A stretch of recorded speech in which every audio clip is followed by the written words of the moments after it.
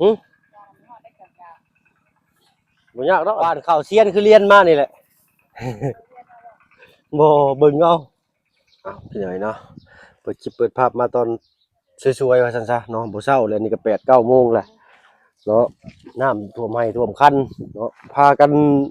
หุบหอบสอบทั้งบ้านลงไปพุ่นแหละพี่น้อยเนาะเบิ่งเพิ่นไถนาบ้านข้าวใหญ่ก็ปีนี้บ่ได้ดำก็คือว่าเพิ่นว่าเพิ่นสิดำเอาหน้าให้ใหญ่นี่บ่กับหน้าบ้านนี่บ่อ๋อโตครึ่งเดือนบ่ได้แล้วเด้นี่อลีเฒ่าเอ้ยโอ้ยเฮาเฮ็ดนาปีเดียวเฒ่าปีกี้นี่เจ้าก็ท้องอยู่เฒ่าโอ้ยที่ก่อนบ่เฮาสันเฮ็ดก็เฮ็ดเอ้ยหุบหอบข้าวน้ำสามป้าลงไปกินอยู่ลุมพี่น้อยยังบ่ทันได้กินข้าวตื่นเช้ามาก็แล่นออกไปซื้อน้ำมัน500,000ลิตรละ39,00042,000พี่น้อยเนาะแม่นแต่เก่าลิตรละ50ปลายพันเพิ่นว่าเนาะค่านี่จะลดลงแล้วเพิ่นว่าป๊อดโตให้นาตะกะพี่น้องเนาะน้ำท่วมไร่ท่วมคันคักอีหลีนี่ฝนตกจักมื้อเท่า2มื้อบ่อ๋อน้ำกลางบ้านได้พี่น้อยเนาะไหลลงมานี่นะมื้อนั้นหั่นบ่โอ้พอดีไทยสำนี่เนาะไปพี่น้องไปพู้นแหละบ้าก็สาวว่าบ้าบอยู่ปะเตอร์ทั้งปะเตอร์เพิ่นสาวอันบ้านเข้าว่าซั่นซะเนาะ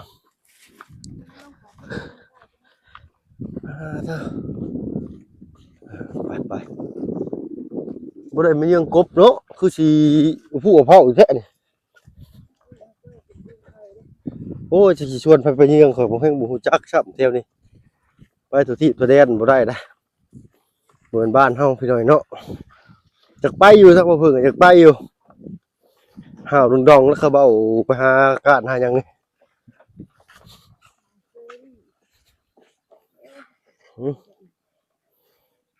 ข่อยสิบ่พลาดอันฮู้ดาวจำเบ้าบ่นี่อึ๊บเพิ่นจูดบั้งไฟอยู่นี่พี่น้อยเนาะ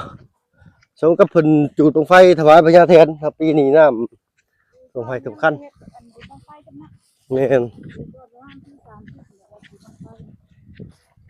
ปีนี้เพิ่นเอาถึงมื้อถึงวันแต่ว่าฝนฟ้าจะว่าตกมาให้หนูบ่อันนั้นหงายท้องข้างล่างหมาเฮ็ดอยู่มิกกี้เมาส์พี่น้อยเนาะเดสมอลเล่ไปเด้อจ้างเพิ่นไทยบ่จักเท่าไรล่ะนี่ก็คันขาดฮึบโอ้เนาะ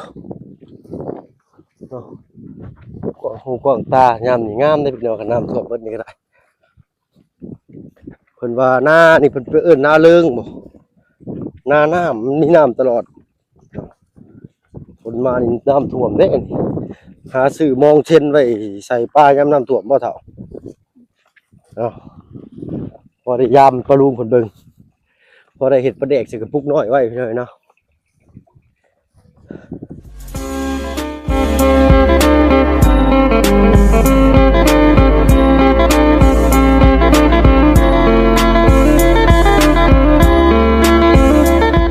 ก่อนอื่นกราบทักทายพี่น้อยเนาะกราบทักทายสบายดีอย่างจะดี FC เบิร์ดทุกท่านอีกเช่นเคยพี่น้อยเนาะขออนุญาตกินข้าวก่อนใช้เท่ากินท้องข้างล่างนี่เนาะ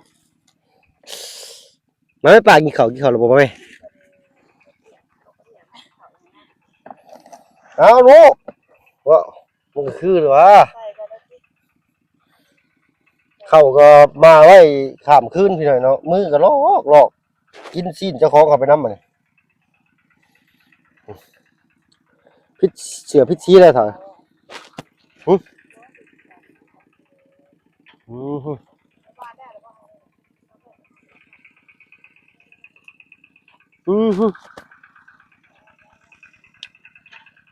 แงะขวาบ่เถอะ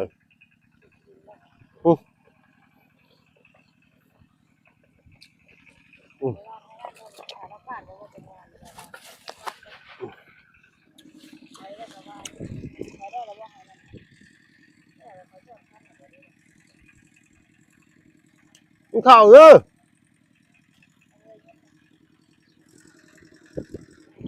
อืม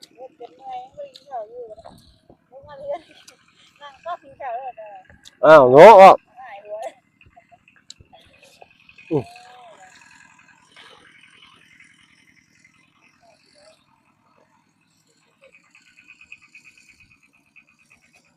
อืม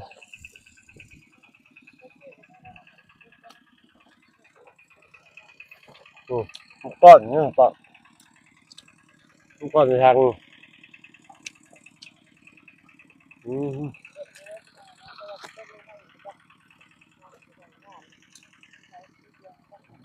เอาไปเลยเนาะเอาเรื่องกินข้าวจังหน่อย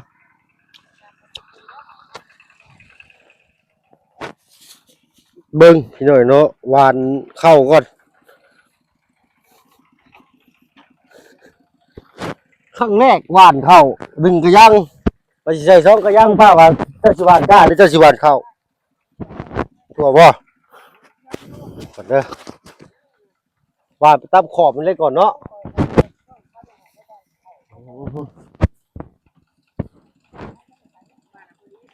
ไปรีบว่าจังนี่คือเบาเลยไม่เข้าเปลือกขี้บ่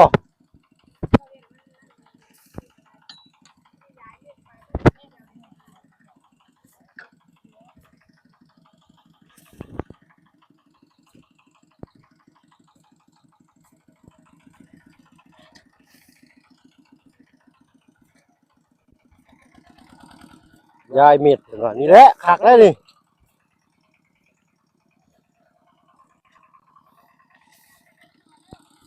เด้อโอ้ดูถึงอยู่บ่ไม้ข่อยบาดนี่ยันไม้บ่ถึงเด้มาพี่น้องสิพาพี่น้องป้องป่ายเบิดสุหูสุคนบ่แม่นติเนาะบ่แม่นมาดฮะติเนาะนี่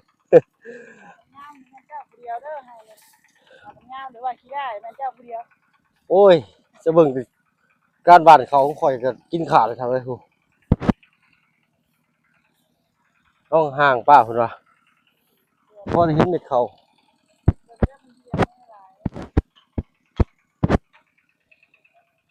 ข่อยว่างามพี่น้องเนาะแนวดอกเพิ่นเฮ็ดให้แป๊บเดียวถอนคันเด้อือฮึอือป้าเอาหวานห่างๆป้าวะ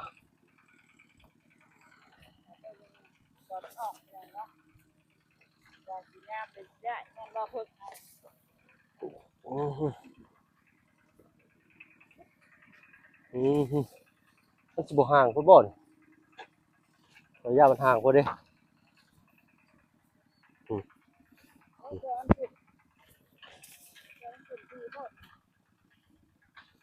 แต่เก่านี่พ่อข่อยจะหว่านกล้านี่งามแท้ๆเลยป้าลุงนี่จนว่าให้เพิ่นไปหว่านให้พุ่นแล้วมันลกง่ายข่อยก็สิได้แนวพ่อข่อยบ่จักติ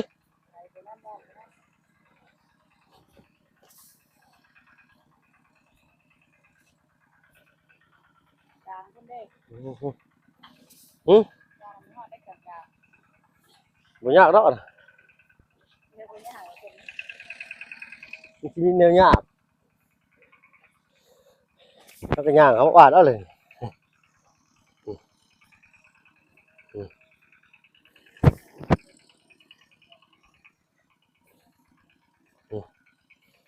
อือ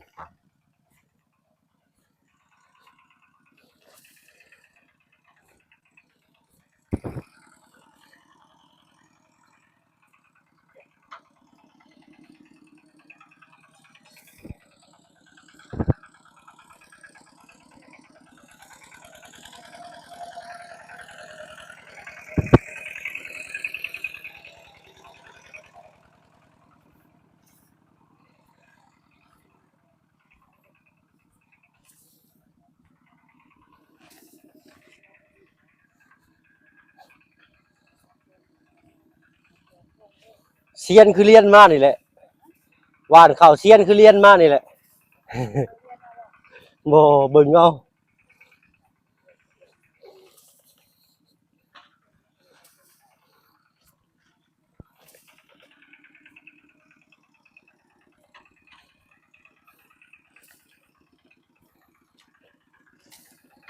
อืมอืม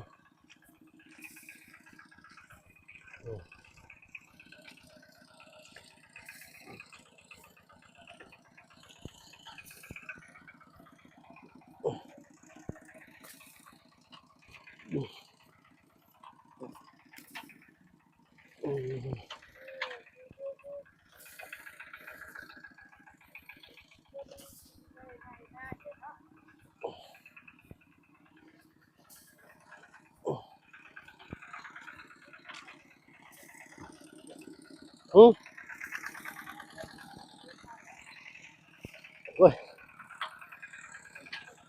ว้าเถอะ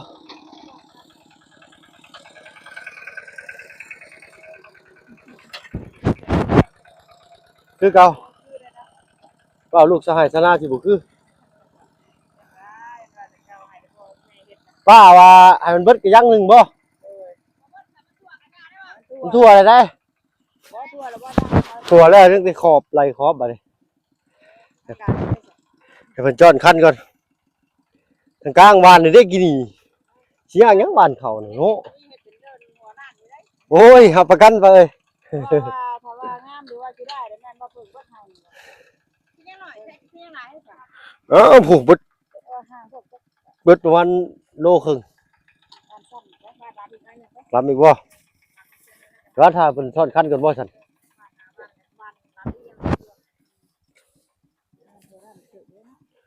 มาอีกบ้านหนึ่งเนาะเลย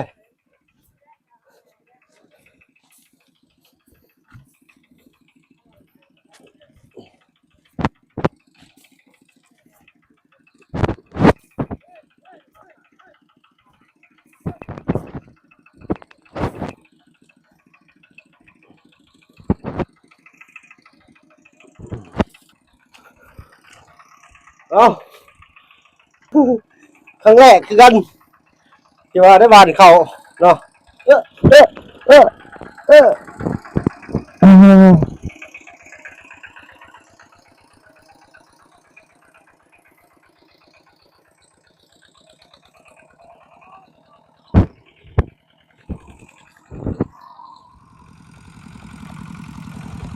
พี่น้อยเนาะ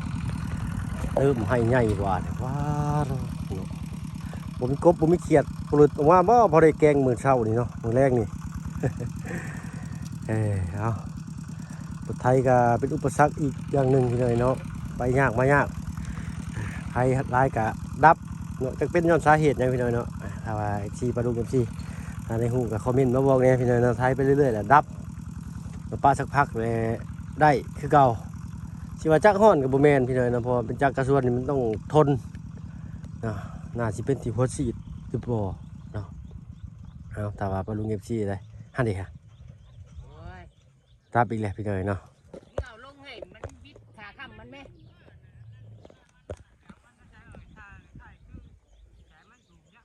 โอ้ยย้อนกับย้อนต่ำโพดน้ำมันเพิ่มอีกบ่ยันถอดน้ำมันมันสูงเนาะบ่นะน้ำมันเต็มถังเกิดเป็นมันห้อนตาเบิ่งใช่เนาะไหลน้ำมันไหมไหลน้ำมันไหมย้อนต่ำโพดย้อนให้มันวิดขาค้ำมันแล้วแหละบ่ต้องสั่นมันเอาลองเบิ่งพี่หน่อยเนาะเราหอนเอาบาดนี่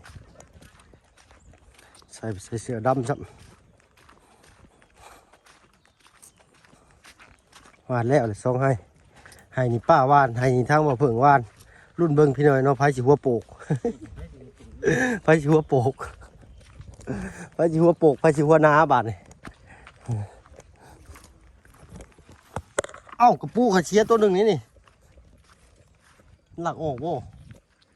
เก่งแท้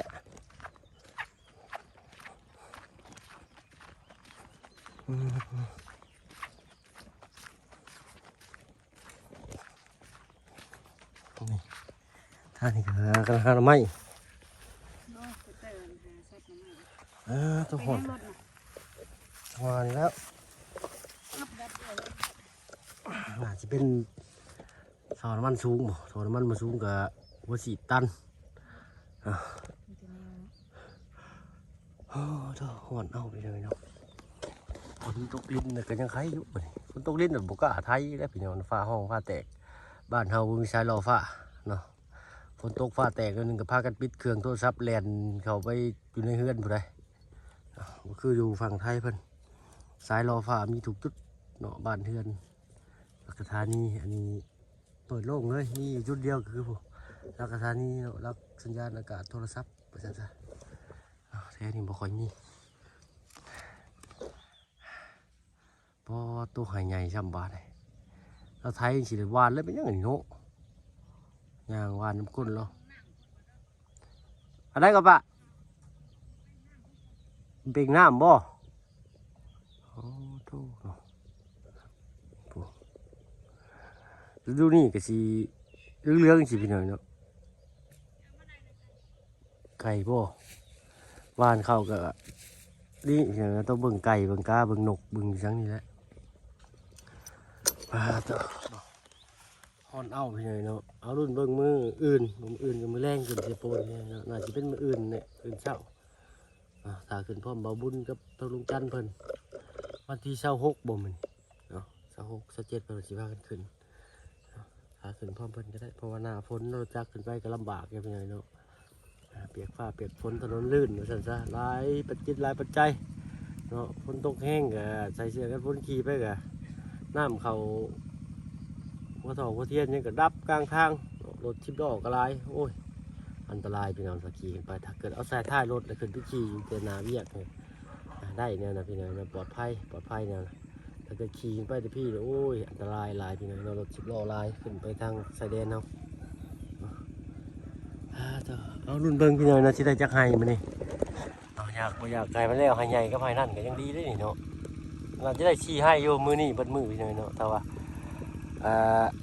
2 3 4มันจะได้4ให้อยู่มันเป็นไงเนาะเอารุ่นเบิ่งกันเป็นไงเนาะห่อนขนาดเลย ได้อยู่เนาะกอกทอน้ำมันลงใส่กองมันสูงเป็นไงเนาะลองเบิ่งแต่ก่อนมันเป็นน้ำมันห่อนนะเป็นน้ำมันห่อนแม่น้ำมันหลากหลายน้ำมันเครื่องทางก็เป็นเนาะเขาก็คิดว่ามันเป็นน้ำมันต่ำเพราะว่าสั่นแบบไปว่ามันคือเป็นอย่างชี่วะนะเราเมืองพี่น้อยเนาะหัวสีดสิบโมนามีปัญหาไปได้แล้วรถดีเซลนี่พี่รถตัวไทยหน้าว่าสั่นๆเนาะถ้ามาเพิ่งกับบริหูร้ายดอกพี่น้อยเนาะว่ามั่วซั่วไปเชื่อเนาะสำหรับที่นี่ก็บอกกันไล่ยากันทางพี่น้อยเนาะนั่งจะน้อยก็สิไปหวานเข่าเนาะให้ทางคนไทยเดี๋ยวเราเป็นข้าวยิงเอาไทยให้เป็นก็ได้ไทยน้ำเป็นก็ได้เดี๋ยวเป็นพัดกันไทยแบบไปเลยเนาะพอกันจิมหนาไปเลยนะสำหรับคลิปนี้ถ้าบุเพิ่งเนาะขอตัวลำลาก่อนพี่น้อยเนาะอยู่ดีมีแหงเบิดสุคนที่เขามาชมช่องยูทูบบ่เพิ่งเคยหลายคือเก่าเนาะไปแล้วพี่น้องสบายดีจ้ะ